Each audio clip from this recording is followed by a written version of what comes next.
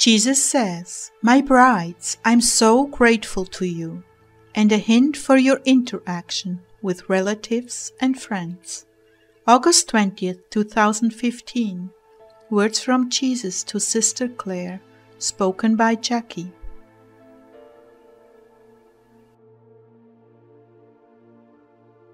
Jesus began, "For those of you who haven't jumped ship, haven't shredded Clare, I commend you for your patience and sincere Christian behavior, becoming of my bride. In the days and weeks it will become obvious to you why I haven't brought you home yet. I'm going to cover for every one of you until it is time. Co-labor with me in the fields, my loving spouse."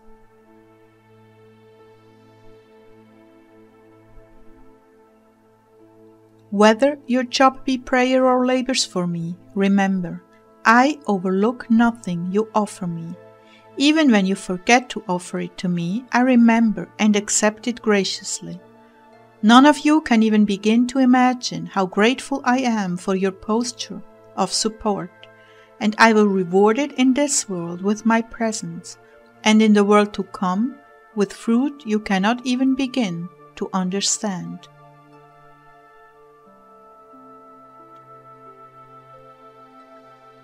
Much of the world is going about its daily business, as it has for centuries. Do you understand? I'm holding back the wrath of the Father and delaying the commencement of the tribulation. You have only to imagine the thousands who don't even know their right from their left hands, as it was in Nineveh.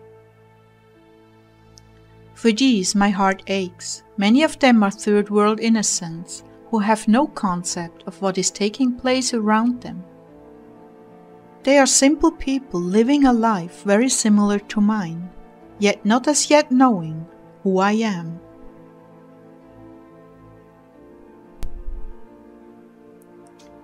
Yes, laborers are being dispatched to the fields and the vineyards, and they are coming to me in droves, hungry, aching, lost, wanting truth in their lives, knowing they have not had it. Many of them are simple and innocent, and I loathe to see them destroyed without the chance to receive me. This is what I mean by their right hand from their left hand. They don't have a clue.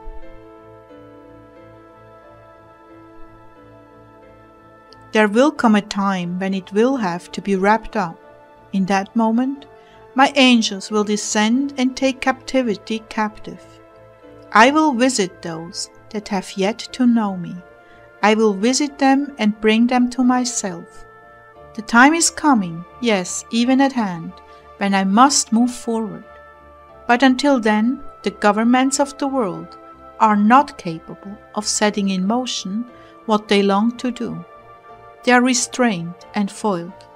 Each time they make a move to go forward, I make a move to check them. Many in high places are scratching their heads and wondering how this is possible.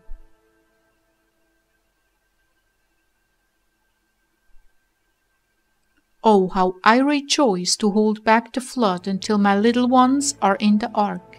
Yes, I will move on the nations. Hearts will be broken and given to me, in spite of the enemy's effort to stop me.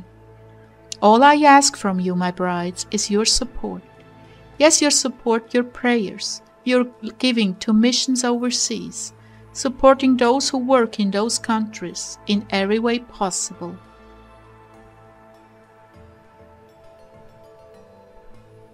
And I ask you to continue to be a fool for me. Continue to warn your loved ones and friends while they have time to consider their ways. Do not allow yourselves to be cowed by their worldliness. They don't show it, but inside they are insecure, not truly knowing the outcome of their lives.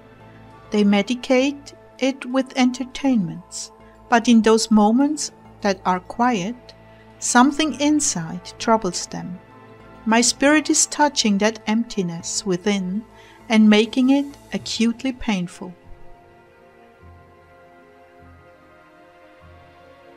Lord, what about casting pearls before swine?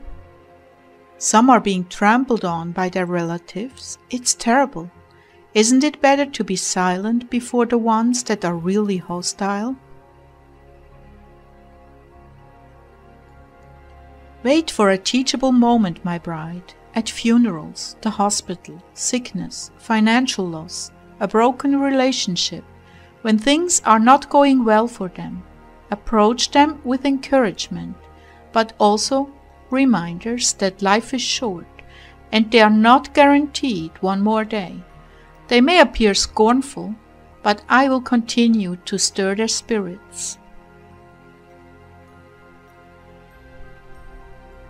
Many times things are not what they seem with others.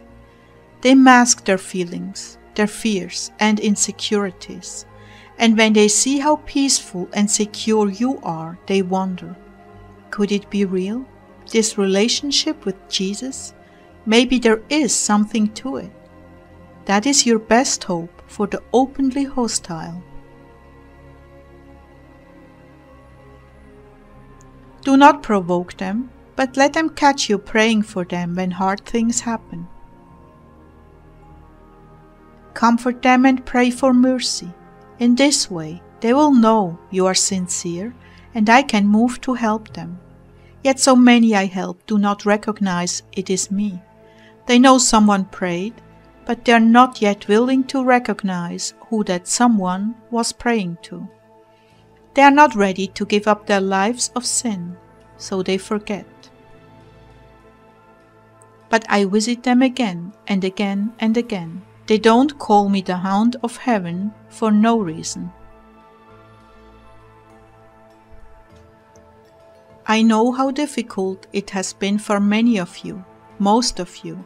I know you have watched and waited and grown weary.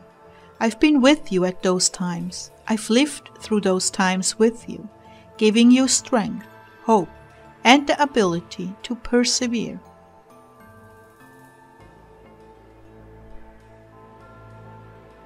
You cannot imagine what I lived through, the indifference, ungratefulness, betrayals in the 3 short years of my ministry, culminating in my execution.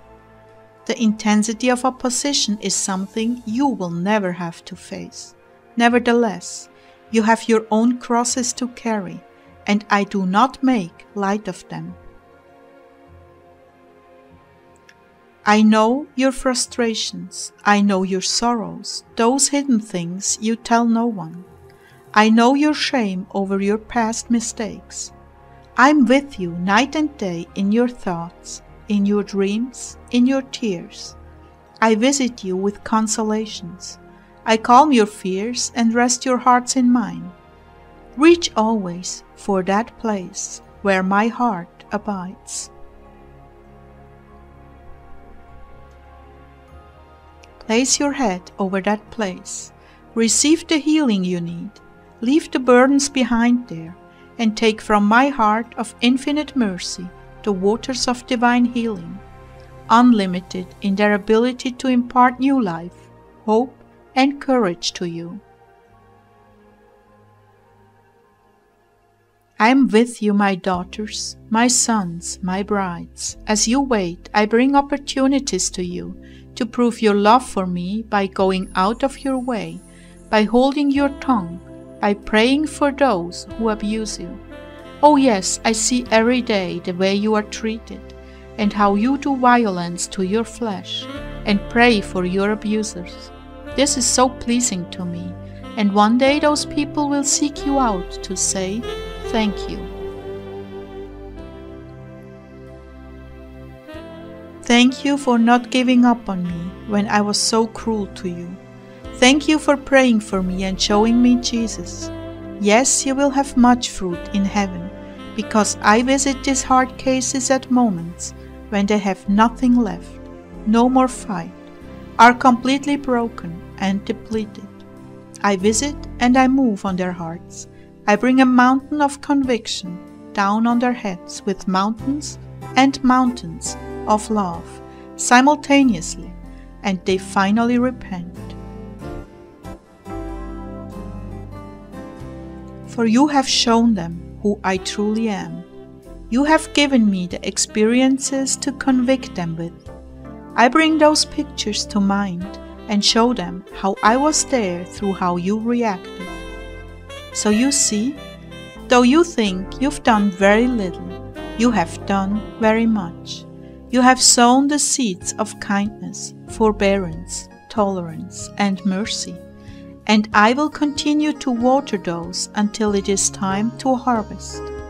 You just have no concept of the fruit that awaits you in heaven for your labors.